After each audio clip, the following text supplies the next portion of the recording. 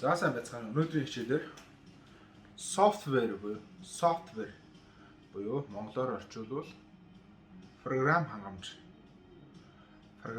гэсэн хичээлийг үзнэ. За програм хангамж буюу одоо software гэж юу вэ?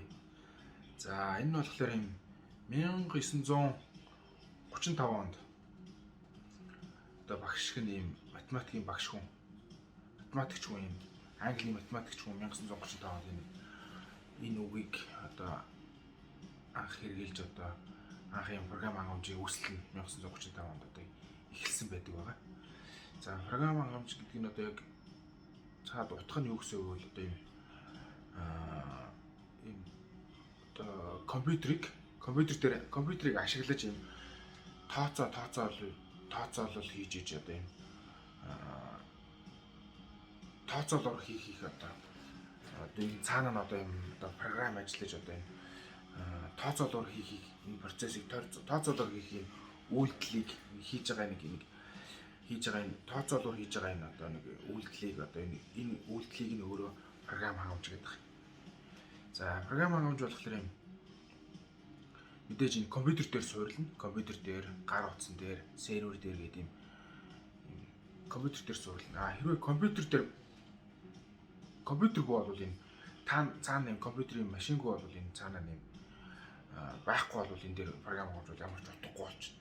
Мөн нөгөө талаараа бас юм компьютер өөрөө ямар нэгэн програмгүй ямар нэгэн тийм төхөөрөмжгүй програмгүй бол компьютер өөрөө хов асан болчихно. Одоо компьютероо нээлээ, асаалаа компьютернгүүт шууд юм програм ажиллаж эхлээл дээр нь тоглоом ч юм уу, одоо кино ч юм уу, хичээл ч юм уу.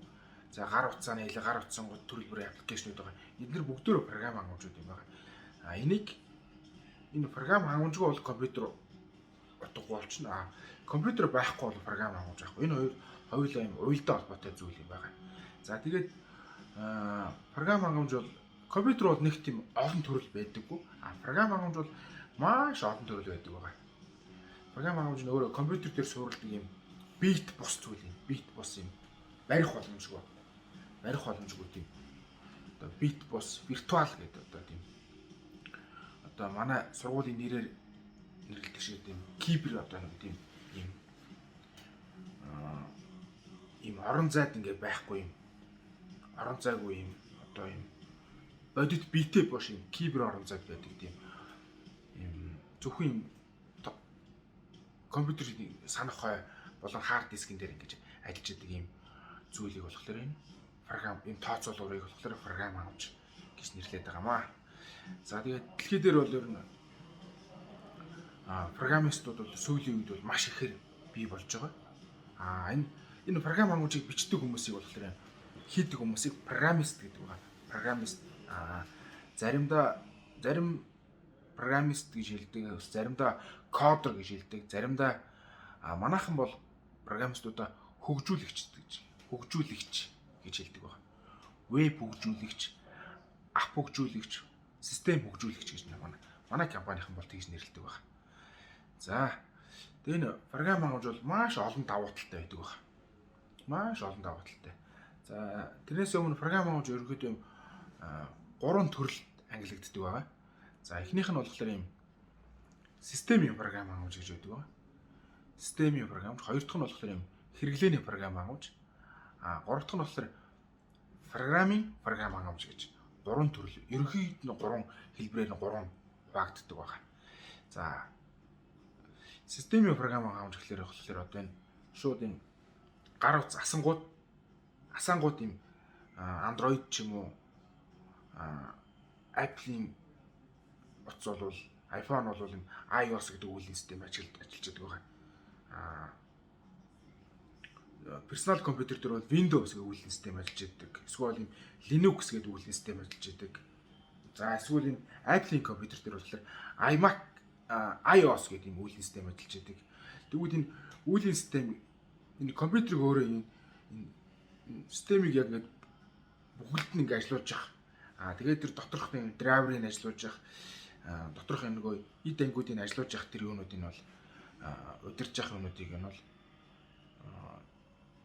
системийн програм хангамж гэдэг. За энэ системийн програм хангамж бол хамгийн том зүйл гэсэн үг. дотор нь системийн програм ангууч дотор нь болохоор юм хэрэглээний програм ангуучуд байдаг. За энийг болохоор ингээд хүүхэд багчууд одоо аав ээж бид бүгдөө ингээд энэ програмистууд бүгдөө энэ хэрэглээний програмыг ашигладаг байгаа. За хүмүүсийн сайн мэдэх бол Microsoft-ийн Office буюу Word, Excel, за энэ Google Chrome, за одоо энэ тоглоом болох CS:GO, Dota 2, Minecraft ч юм уу тий. Эсвэл одоо Android үеийн систем дээр ажиллаж байгаа одоо энэ төрөл бүрийн програмууд, iOS үеийн систем дээр ажиллаж байгаа төрөл бүрийн аппликейшнууд энэ бүгдөө хэрэглээний програмууд юм байна. За энэ хэрэглээний програм байж ижил бид нар одоо энэ хичээл ном сурж тоглож бусдаагаа харилцаж одоо энэ дээр шинээрээ програм бичиж шинээр одоо энэ ажиллах энэ орчингийг бий болгож байгаа. За хэрэглээний програм бол маш их өдөрт секундэд баг нэг шинэ програм нэмэгдэж идэг байгаа. Дэлхийн нийтээр програмаа бичээл байнгын бичиж байгаа програмистууд. Цаашдаа тэгээд дэлхийд ингээд маш их програмистууд шинээр бий болж байгаа ч гэсэн програмистууд маш их хомсдолтой байдаг байгаа. Манай улсад бол програм хангамжийн одоо програмистууд маш ховор байдаг байгаа. Маш цөөхөн. Тэгээд энэ програмист өөрөө тийм амархан зүйл биш. Ерөөд ийм математик суурьтай тоо боддог ийм логик сэтгэлгээ өгүүлбэртэй бодлогондоо сайн хүмүүс ер нь цаашдаа энэ програмист болдог байгаа, энэ код хөгжүүлэгч болдог байгаа.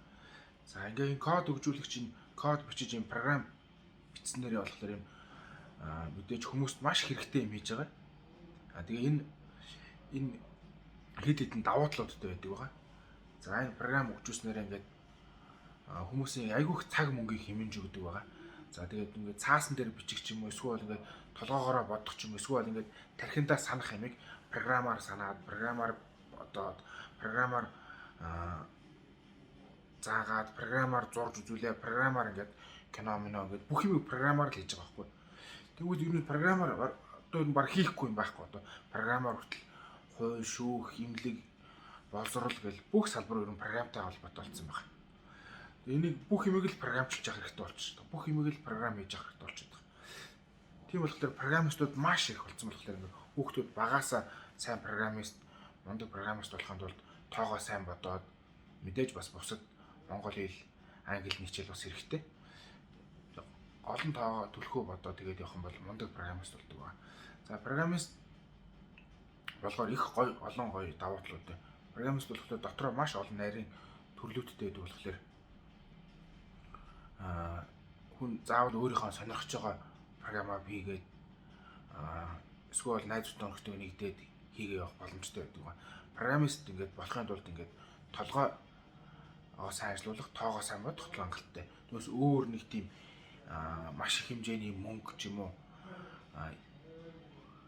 заавал юм том биетэй хүчрхэг ч юм уу бак өндөр болох шаардлагагүй. Яг л жоохон юм бага анги өгч байж болно, том анги өгч байж болно.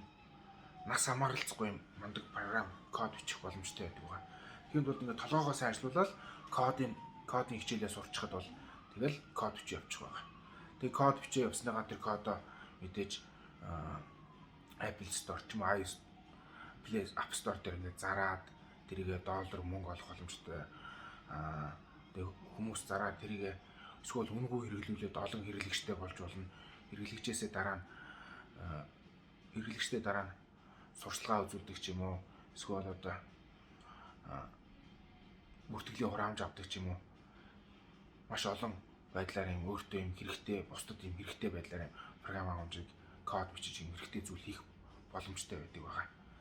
За програм хангамж бол бас нэг сул тал гэж байдаг. Ямар ч юм сул тал байгаа. Програм хангамжийн сул тал нь болохоор мэдээж нэг юм цаасан дээр бичихгүй бүх юм виртуал онлайн гэдэг болохоор юм хэрвээ компьютероор ч юм уу програмаа эвдээ хийчих юм бол тэгээд тэрийг нөөцлж хатгалж авахгүй болвол устдах аюултай. Ингээ устдах бүх юм хийсэн юм оргуу хоосон алга болгочих салхинд хэсэгч гэх юм аюултай байдаг байгаа. Мэдээж гэхдээ энээсээ сэргийлэх үүднээс юм backup буюу нөөцлж аваад, програмаа нөөцлж аваад тэр хийсэн бүтээлээ нөөцлөөд авах боломжтой байдаг ба дахиж хатгалж аваад дахиад өөр компьютер дээр ч юм уу эсвэл өөр сервер дээр хуулаад авах боломжтой байдаг баха. За тэгээд сүүлийн үед болохоор ингээд юм програм Монгол зөвхөн компьютер дээр ингээд тийм ажиллаж идэг байсан болвол одоо бол програмууд зөвхөн компьютероос зогсохгүй гар утсан дээр, таблетэн дээр, ноутбукн дээр, за компьютер дээр, компьютероос зогсохгүй бүр юм веб үздэг, интернетээр ордог юм веб хөтөчдөр ажилладаг болсон байгаа. Програм авч. Програм веб хөтөчдөр ингээд ажилладаг болсноороо зөвхөн одоо жишээ нь одоо бидний хамгийн ойрын жишээг бол одоо энэ манай амжилт.com гэдэг юм боловсролын програм байна. Боловсролын програм маань та нар ингээд сургууль дээр ашигласан ч болно, гэртээ ашигласан ч болно. Эсвэл өөр хаана интернет орсон хаана бол манай амжилт.com гэсэн програмыг ашиглаж болох байгаа. Өөрөөр хэлбэл ийм онлайн интернетийн орчинд орцсон байгаа. Энийг болохоор cloud гэж ярьдаг байгаа. За энийг бол cloud-ыг цаашаа дараагийн хичээл дээр дэлгэрэнгүүлж ярина.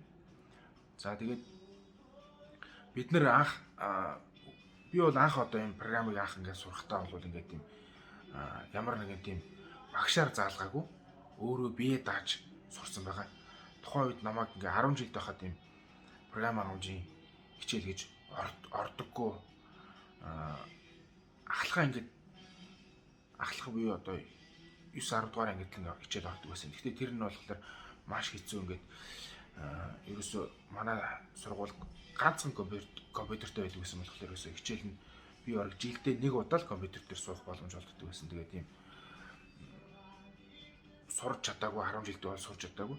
Тэгээ их сургуульд болохоор би өөрөө бие дааж ингэж өөрөө ном болон хичээл үзэж өөрөө бие дааж сурсан байгаа. Харин одоо манай залуучуудад манай хүүхд ахчууд бол ингээд бэлэн багш байна.